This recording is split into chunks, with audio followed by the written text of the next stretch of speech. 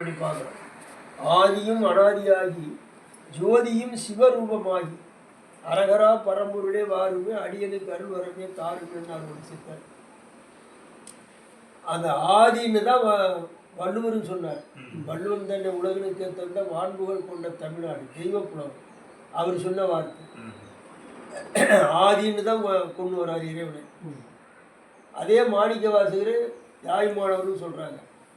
ஆதியும் அந்தமும் எல்லாம் அருட்பெரும் ஜோதியன்னு அவங்களே சொல்லியிருக்கிறாங்க. வள்ளலாருக்கு மிஞ்சிய ஜோதிதான்றதை தாய்மானவரும் சொல்லியிருக்கிறாரு, மாணிக்க வாசக பெருமானும் சொல்லியிருக்கிறார். அதைத்தான் வள்ளல் பெருமான் தெளிவாக அழுத்தம் திருத்தமாக சொல்கிறார். மகாதேவ மாலையில் ஒரு பதிவை சொல்லுவார். மலை மேலும் கடல் மேலும் மலரின் மேலும் வாழ்கின்ற மூவுருவில் மயங்கும் கோவை நிலைமேலும் நெறிமேலும் நிறுத்துகின்ற நெடுந்தவத்தோர் நிறைமேலும் நிறுத்தும் வேத கலைமேலும் எம்போல்வார் உலத்தின் மேலும் கண்மேலும் தோல் மேலும் கருத்தின் மேலும் தலைமேலும் உயிர் மேலும் உணர்வின் மேலும் தகும் அன்பர் மேலும் ஒரு தாண்மை தேவைன்னு சொல்கிறார். இதனுடைய விளக்கம் என்னவென்றால், மலை என்றால் சிவபெருமான் வாழக்கூடியது இமயமலை, கடல் என்றால் மகாவிஷ்ணு இருக்கக்கூடிய கடல் திருப்பார்கடல், மலர் என்றால் பிரம்மா இருக்கக்கூடிய தாமரை மலர். இந்த மூன்று உருவிலும் இருக்கக்கூடியது அந்த அருட்பெருஞ்சோதி ஆண்டவருடைய ஆன்மா தான் அப்படின்றார். அப்போ இதனுடைய அர்த்தம் என்ன என்றால், இந்த உலகத்தில் இருக்கக்கூடிய அருவமொழியிலிருந்து ஆலமரம் வரைக்கும், எறும்புலேருந்து யானை வரைக்கும், கோடான கோடி தேவர்கள்லேருந்து மூவர்கள்லேருந்து சக்தி சத்தர்கள்லேருந்து கும்புருலேருந்து கிண்ணர்கள்லேருந்து அரக்கர்கள்லேருந்து ராட்சசர்கள்லேருந்து பூதர்கள்லேருந்து அனைத்துமாக இருக்கக்கூடியது அந்த அருட்சக்தி அருட்பெருஞ்சோதி ஆண்டவர் என்பதுதான் வள்ளல் பெருமான் எடுத்து சொல்லுவது. இது எங்கள் மனிதர் அது அழுத்தமாக பட்டு. அதனால் இன்றைய வரைக்கும் எந்த ஒரு ஜீவனுக்கும் துன்பம் இல்லாமல் வாழ்வதே, துன்பத்தை கொடுக்காமல் வாழ்வதே தவம் எங்களுடைய கொள்கை. நீ எத்தனை கோயில் கட்டி வச்சாலும், கும்பாபிஷேகம் பண்ணாலும், எவ்வளோ ஆடினாலும் பாடினாலும், நீ எந்த கெடா வெட்டினாலும் கோழி வெட்டினாலும் மாடு வெட்டினாலும் சரி, நீ செய்கிற குற்றம் அழிக்கப்படுமானால் அழிக்கப்படாது. சத்தியமான உண்மை. மனத்தால் வாக்கால் காயத்தால் நீ நினைக்கக்கூடிய பேசக்கூடிய செய்யக்கூடிய குற்றங்கள் ஆகாய பேரிடர் சொல்லக்கூடிய நிராயமத்தால் பதிவு செய்து கொண்டிருக்கப்படுகிறது. இது எந்த தேவர்களும் மூவர்களும் ஆண்டவரும் அதில் தலையிடுறதே கிடையாது. எந்த கிரகக்கோள்களும் அதில் தலையிடுறதே கிடையாது. அது பதிவு ஆவதுதான். நீ கோடீஸ்வரனாக இருந்தாலும் சரி, கோமநாண்டியாக இருந்தாலும் சரி, நீ மகானாக இருந்தாலும் சரி, சாதாரண மனிதனாக இருந்தாலும் சரி, எந்த ஒரு மனிதனும் பிற உயிர்களுக்கு தீம்புன்னு நினைத்தால் அது அங்கே பதிவு செய்யப்படும். திரும்ப மறுபிறவி எடுத்து நீ அனுபவிச்சே தீரணும். ஒரு உயிருங்கிறது இன்னொரு உயிருக்கு தீங்கு விளைவிக்க கூடாது. இதுதான் உலக நீதி. இதுதான் வள்ளல் பெருமான் கண்டுபிடிச்ச உண்மை. இதை வள்ளல் பெருமான் மட்டும் இப்போ சொல்லலை, இதற்கு முந்தியே திருமூலர் சொல்லியிருக்கிறார். அன்பும் சிவம் என்பார், அன்பும் சிவமும் இரண்டென்பார் அறிவிலார். அறிவிலார் என்றால் அறிவு இல்லாதவங்கன்னு அடிக்கிறார் ஒரே அடி. அன்பும் சிவமும் இரண்டென்பார் அறிவிலார், அன்பும் சிவமும் ஒன்றென்று அறிகிறார். அன்பு வேற சிவம் வேற கிடையாது. அன்புதான் சிவம் என்று அவங்க தெரிஞ்சுக்கல. அன்பே சிவம் சிவமே அன்பு அப்படின்னு அவங்க தெரிஞ்சுக்கல அப்படின்றார். அன்பும் சிவமும் ஒன்றென்று அறிந்த பின் அன்பே சிவமாய் அமர்ந்திருந்தாரே.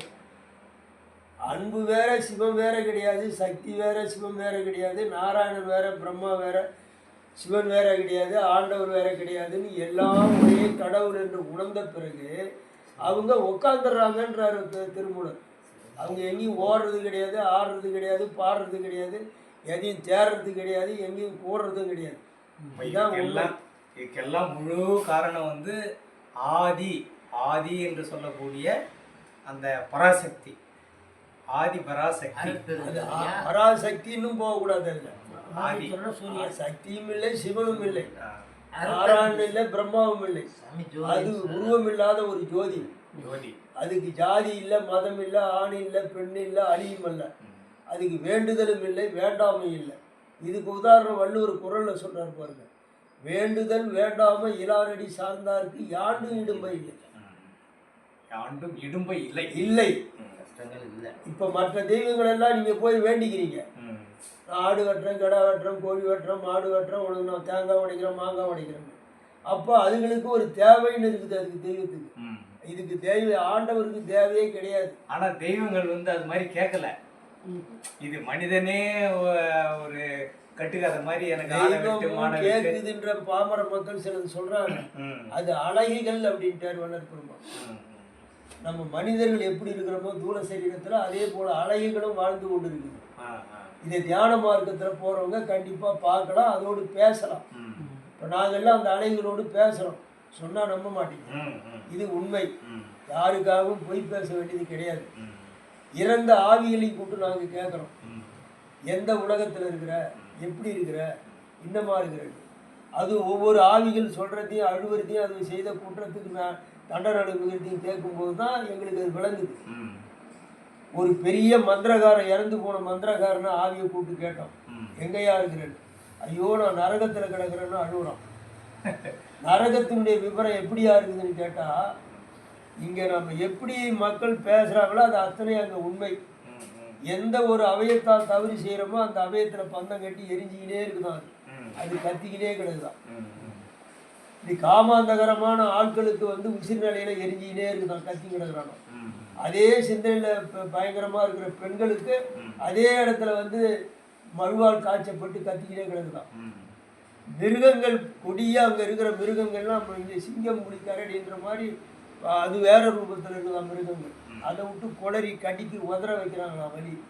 அப்புறம் நெருப்பாட்டில் தூக்கி போடுறது, அக்னியில் தூக்கி போடுறது, வானலில் வறுக்கிறது, அத்தனையும் உண்மைதாங்க. பொதுவாக அந்த நரகத்தினுடைய கொடுமையை சொல்லவே முடியாதுங்கன்னு அந்த ஆவி சொல்லுது.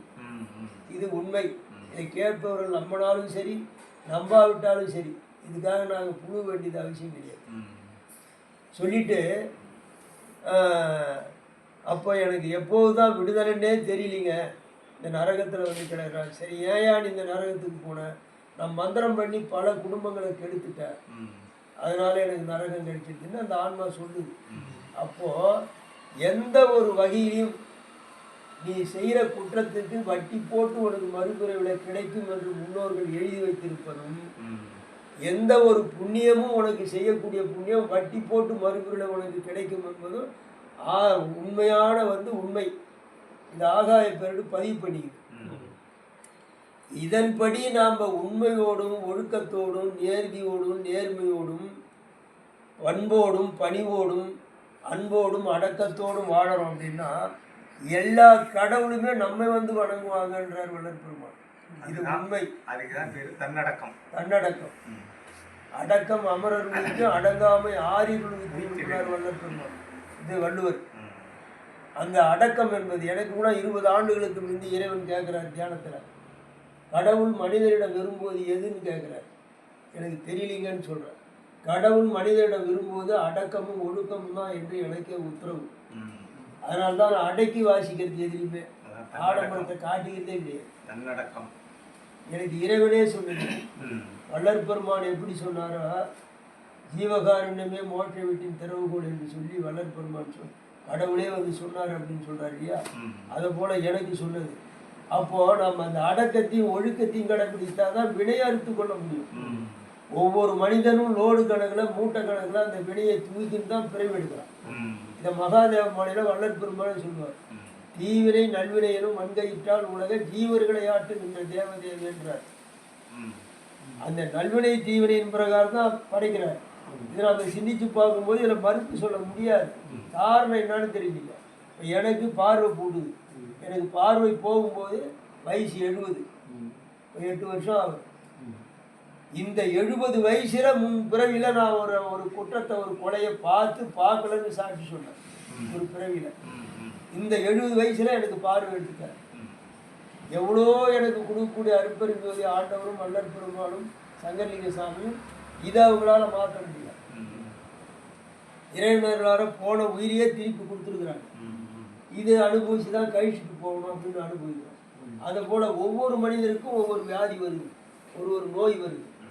ஏன் ஒவ்வொரு மனிதருக்கும் கண்ணில் வருது, ஒருத்தருக்கு காதில் வருது, ஒருத்தருக்கு பல்லில் வருது, ஒருத்தருக்கு நாக்கில் வருது, ஒருத்தருக்கு கிட்னியில் வருது, ஒருத்தருக்கு இருதயத்தில் வருது, ஒருத்தருக்கு நுரையீரலில் வருது, ஒருத்தருக்கு கல்லீரலில் வருது, ஒருத்தருக்கு கணையத்தில் வருது. ஏன் இது எப்படி மாறி மாறி வருது? அவரவர்கள் செய்த பாவத்துக்கு தகுந்த நோய் அங்கே பதிவாகும். அதாவது உழைப்புக்கேற்ற ஊதியங்கிற மாதிரி. ஊதியம்ன்ற மாதிரி உன் நன்மை தீமைக்கு தகுந்தது அந்த கருவிலேயே நிர்ணயிக்கப்படுது. இதான் உண்மை. முற்பிறவினுடைய வாசனைப்படி இதை மாணிக்க வாசக பெருமான் சிவபுராணத்தில் அறிமா சொல்லுவார். நாட்டத்தின் நேரியாய் சேயாய் நனியான் என்பார். முற்பிறவி தான் கரு உருவாகும். நீ ஆனா